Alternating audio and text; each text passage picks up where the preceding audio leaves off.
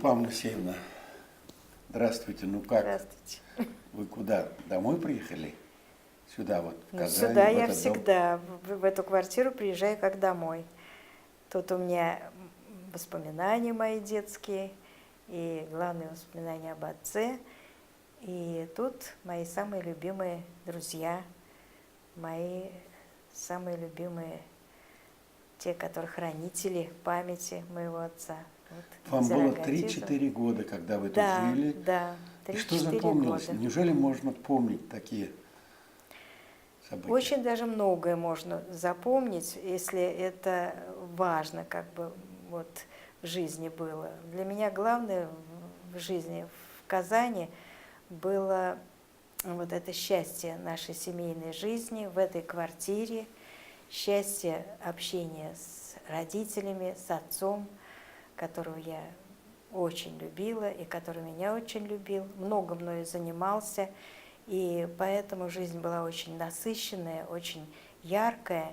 Было в этой квартире перебывало столько интересного народу, потому что дверь не закрывалась. И тут Кто было... приходил? Приходили друзья, писатели, артисты, потому что в то время вот создавался театр оперный, в котором отец принимал очень большое участие, будучи зав. Литературной частью этого театра. Еще с Алтын Честь либретто написал. Да, конечно, и либретто, и ставилось, и отец брал меня с собой на репетиции, и я вот в этом детском моем восприятии сидела в ложе и смотрела эту сказку, слушала эту потрясающую музыку, засыпала, просыпалась, а репетиции были длинные, но меня папа брал всегда с собой и на работу, и на репетиции, поэтому я была очень папиной дочкой. А вы помните, кто рядом с вами жил? Вот у вас была двухкомнатная квартира, да? Я помню, Жиганова жили на первом этаже, в нашем же подъезде, и у него была дочка чуть старше меня, и мы дружили, наши отцы дружили, и девочки, Светлана. И вот с ней дружили. Вот это я очень хорошо помню, как мы друг к другу бегали, и как Жиганов приходил, и как вот общение происходило, как они играли в шахматы, как... Ну вот тут же приходили артисты, и после репетиции. Вот это все вот составляло мою детскую жизнь. А вы помните, как отец ушел на фронт?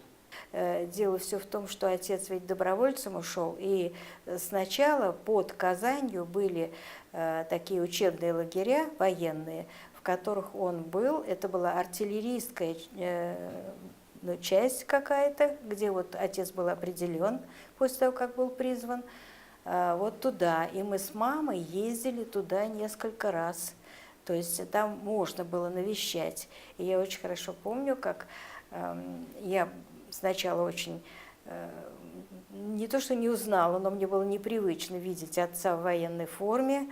И потом вот там были лошади, вот это я очень хорошо помню, потому что это была какая-то кавалерийская, артиллерийская часть. Ну, лошади там почему-то были.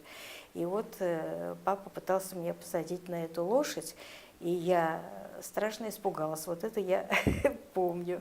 Ну, такие детские воспоминания, они, знаете, что-то запоминаешь очень ясно, ярко, что-то уходит. Ну, а потом, вот уже я помню и последнее, вот в этой квартире как раз я болела тяжело, и отец приехал проездом из Мензелинска, где он был на курсах политработников. Прошло 75 лет, как вы уехали в Москву, где родители Амина Ханом, да? Подмосковье. Да. И вот сейчас приезжаете. Много ведь прошло, много чего побыло в жизни, много так изменилось. Вот с какими настроениями, с каким чувством вы сюда приезжаете? Ну, во-первых, какое-то время мы не приезжали вообще в Казань, потому что это были годы очень черные для нас, когда тень подозрения висела на имени моего отца, и очень мало друзей у нас осталось, собственно говоря, как поэта его. То есть вы были одно время дочерью предателя, Ну да. врага. Снимали стихи из всех изданий. Михаил, вот ты молодой музыкант, известный скрипач, уже побеждаешь международные конкурсы, правильно? Ну, еще пока не очень известный, но Ну, у нас в Казани известный. Мы часто видим перед памятником Джалиля выступление ваше с Лизой. ну, когда у нас серьезные концерты, это мы обычно играем здесь в большом концертном зале имени Сайдашева. У нас это бывает иногда, когда учебный год, то есть осенью иногда приезжаем, весной были концерты. На площади, конечно, когда сложно что-то сыграть Ты такой много. большой сейчас человек, ты студент или музыкант, в оркестре играешь? Я в оркестре не играю, я сейчас учусь еще в школе при консерватории в 11 классе. Ну, в Москве. колледже в Москве, да. Миша, я смотрю в афишах везде Митрофалов, пан Джалиль. Что значит для тебя Джалиль? Люблю его стихи. И для меня это огромная, наверное, ответственность. И То есть, когда на тебя смотрят, одновременно ты знаешь, что ты и Миша Митрофанов, музыкант, но еще и ты Джалиль. ну, я просто думаю, что я потомок. Я хочу быть достойным продюсером. А стихи по-прежнему читаешь? Конечно, я читаю стихи. А биографию судьбой интересует? Конечно, я знаю все благодаря бабушке, вот ее рассказам. Тебе не говорили, вот, на кого ты похожа? Кто твой папа, мама, кто твои бабушки, дедушки? Ну, мне говорили, что я похожа на моего прадедушку Как его звали? Муса. А знаешь, кто он? Кем он Знаю. был? Он герой Советского Союза и поэт. А стихи его читаешь? Да, читаю. А чем Мне очень интересуешься в нравится. жизни в школе? Какой класс у тебя сейчас? 3. Тоже в музыкальной школе? Да. Татарских композиторов, казанских ты исполняешь?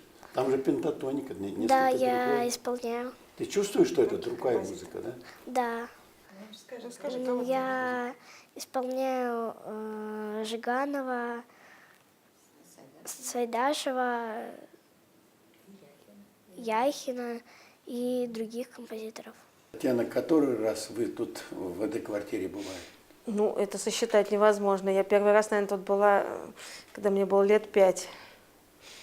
То есть что очень думаешь, давно. Вот что вот так ощущаешь в этой квартире? Нет, ну я очень рада, что постепенно музей становится больше, потому что я была еще в музее, когда это была только вот одна квартира. И постепенно вот музей стал больше, и тут появилась вот эта вот часть, где проходят вечера, где даже вот я вместе с детьми выступаем, играем небольшие концерты, и то, что музей становится интереснее, больше своей истории уже, меня это очень радует. Последний вопрос. Есть ли какая-то, не знаю, эмоциональная, интеллектуальная нагрузка от того, что вы причастны к крови, к судьбе, к жизни великого человека? Вот как это воспринимаете? Ну, это ответственность с самого детства, я чувствую, и я очень рада, что я, в общем, тоже связана с искусством, и то, что я могу через вот свою работу тоже как-то дальше нести имя, которое я получила. Чулпан Ханым, вот вы опять сюда приехали, у вас был юбилей, вот в этом году. Что вот такое вызывает у вас сокровенные мысли или тревоги, или радость, или надежда, или связанные с вашей судьбой, с отцом и с этим домом, где началась ваша жизнь? Я рада, что и в юбилейный год я смогла приехать в город, которым так связан был мой отец, побывать опять в этой квартире, в этой атмосфере, необыкновенно теплой и необыкновенно душевной. И каждый раз я поднимаюсь по лестнице, и у меня сразу нахлынывают воспоминания о моем военном детстве и, главное, о моем отце. И я только хочу себе пожелать, чтобы подольше я смогла бывать здесь, чтобы подольше сохранялась память и в молодых сердцах о моем отце, чтобы люди приходили в этот замечательный музей, как мне кажется, замечательный, и общались бы с совершенно замечательными, изумительными людьми, которые тут работают, вот Назирой Газизовна, Ляйсан, и чтобы это продолжалось, и чтобы наша молодежь, которая давно уже не знает ни что такое война, и что такое эти трагические годы, которые мы испытали, чтобы они все-таки помнили своих героев, читали и как можно дольше и больше хотели бы узнать о них.